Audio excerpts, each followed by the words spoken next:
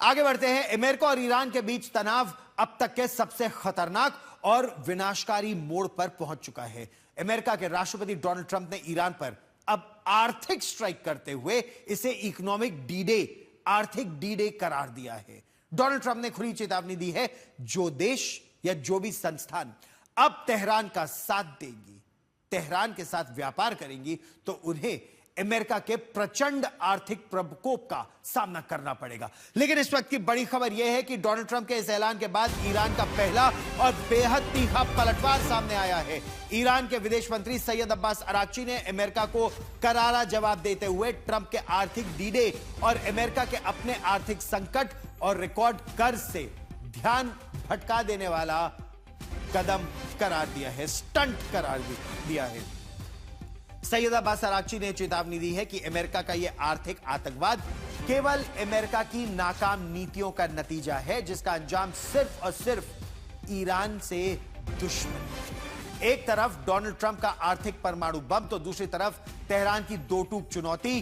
क्या ये जो अब तनातनी का नया दौर है, वैश्विक अर्थव्यवस्था को तबाह करने वाला सबसे बड़े महायुद्ध का रूप ले सकता है? उस पर देखिए हमारी ये विशेष। डोनाल्ड ट्रंप का आर्थिक डी डे।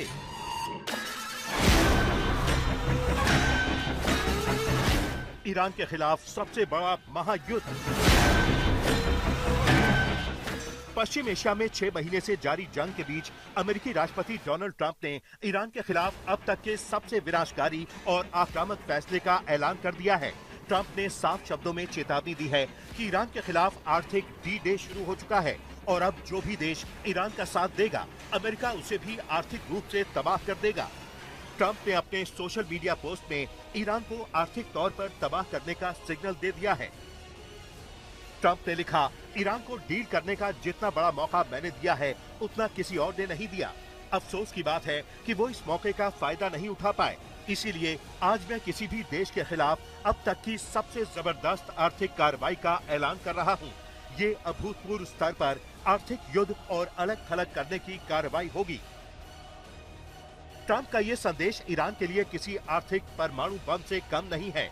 सुनिए ट्रंप ने इस पूरे अभियान और होर्मुज की स्थिति पर क्या कहा है। ट्रंप की सीधी चेतावनी का असर भी दिखने लगा है। यूएई ने ईरान के साथ अपने सभी कारोबारी रिश्ते तत्काल प्रभाव से निलंबित कर दिए हैं।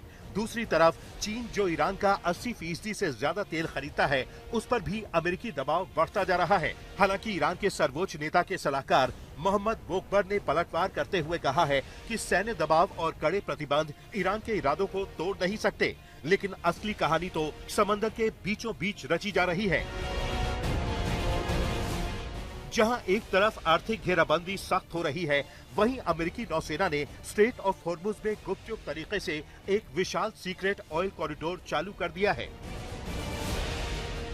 अमेरिका ने ओमान के तट से लगी दक्षिणी लेन पर पूरी तरह कब्जा कर लिया है। हर रात 15 से 20 अमेरिकी सुरक्षा प्राप्त टैंकर गुजर रहे हैं, जिससे वैश्विक बाजार में हर दिन 1 करोड़ बैरल तेल पहुंच रहा है। अमेरिकी सेंट्रल कमांड के हमलों में ईरानी रडार नष्ट हो चुके हैं। अमेरिकी वायुसेना के फाइटर जेट्स और डिस्ट्रॉयर ईरानी मिसाइलों और ड्रोनों को हवा में ही खत्म कर रहे हैं। अमेरिकी सेना अब तक 65 जहाजों का रास्ता बदलवा चुकी है और कई ड्रोन ढेर कर चुकी है।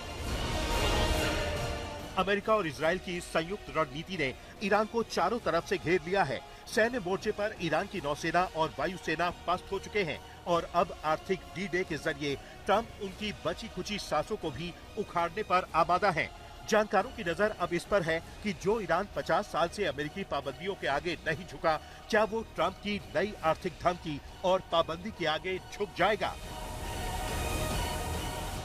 आज तक ब्यूरो।